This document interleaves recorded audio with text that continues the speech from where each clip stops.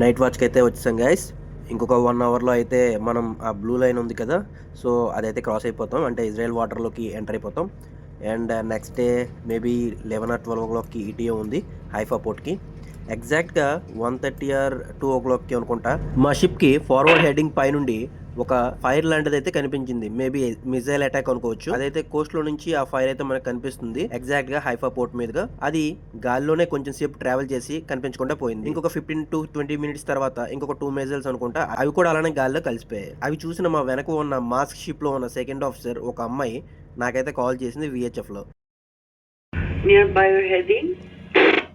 Yes, we are observing like that incidents just a few minutes back. Yeah.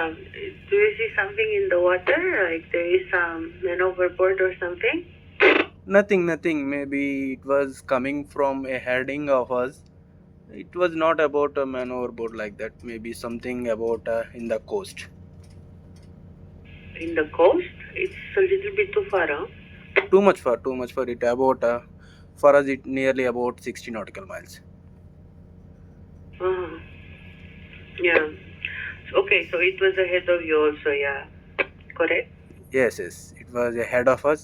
It was not from us, and we are also monitoring the rocket parachute flights like that, etc. We are seeing that, and we are also monitoring continuously. Okay. Yeah, thank you. Please let us know if anything is there. Thank you. Yeah, sure, ma'am. Thank you so much. Back to 16. Have a good watch. You too.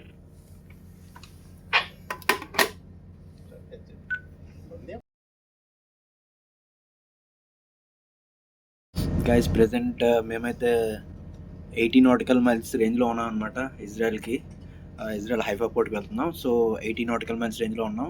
Present అయితే missile firing అవుతుంది. మాకైతే missiles కనిపిస్తున్నాయి, అంటే attacks అయితే కనిపిస్తున్నాయి, పైనుంచి వస్తున్నాయి. But అవి అయితే కింద అయితే ఇజ్రాయెల్ పడినవ్వట్లేదు. సో ఇజ్రాయెల్ అయితే డిఫెండ్ చేస్తుంది వాటిని, ఆ అటాక్స్ని. చూద్దాం ఎలా ఉంటుందో. రేపు మార్నింగ్ అయితే మేము అయితే హైఫా పోర్ట్కి రీచ్ అవుతాం. ఓన్లీ నైట్ టైమ్స్ అటాక్ అవుతాయి, మార్నింగ్ అవ్వంట. నేనైతే తర్వాత ఈ మాస్క్ కంపెనీ షిప్కి దగ్గరగా కాకుండా కొంచెం దూరంగా అయితే ఆల్టర్ చేసుకుని ట్రావెల్ చేద్దాం అనుకున్నా. ఎందుకంటే వీళ్ళకి ఎంత దగ్గరగా ఉంటే మనకు అంత రిస్క్ అనమాట. ఎందుకంటే ఇరాన్ అనేది ఇప్పుడు ప్రజెంట్ అన్ని టాప్ కంపెనీస్ మీదనే అటాక్ చేస్తుంది.